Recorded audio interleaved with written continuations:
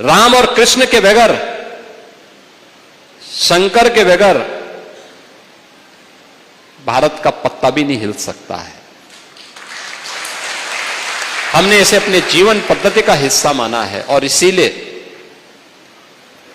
हो सकता है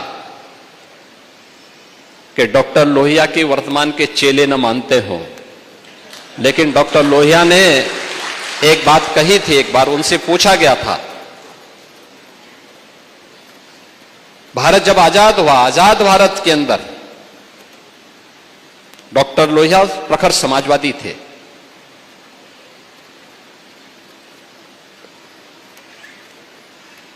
कांग्रेस के कट्टर विरोधी थे, स्वतंत्रता संग्राम सेनानी भी थे।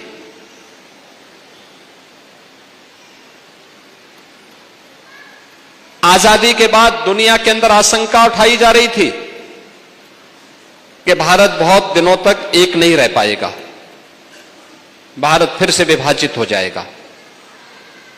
उनसे जब पूछा गया कि लोहिया जी बताइए, भारत कब तक एक रहेगा और क्या भारत एक रह पाएगा? उन्होंने कहा, यह प्रश्न भारत पे नहीं उठने चाहिए। लोगों ने कहा, दुनिया ये बोल रही है। उन्होंने कहा, दुनिया अभी भारत को समझ नहीं पाई है। जब तक भारत के अंदर राम, कृष्ण और भगवान शंकर की पूजा होती है, वो रहेगी, तब तक भारत का कोई बाल बांका नहीं कर पाएगा।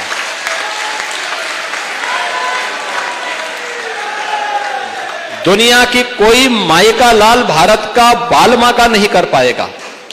और यह देश प्रदेश देश के अंदर रामायण मेलों की शुरुआत भी किसी ने प्रारंभ करवाई थी। याद रखना, संत तुलसीदास जी ने रामलीलाओं का प्रचलन उत्तर भारत में करवाया था, रामलीलाओं का।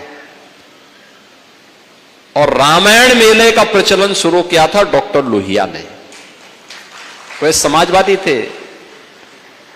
आज के समाजवादी राम भक्तों पर गोली चलाते हैं, लेकिन लोहिया का नाम जपते हैं।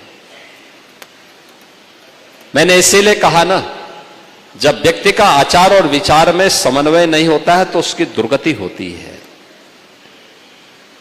और जो राम का विरोधी है उसकी तो दुर्गति हमेशा होनी ही होनी है। उसको सफलता नहीं मिल सकती है, उसको सद्गति भी नहीं मिल सकती है।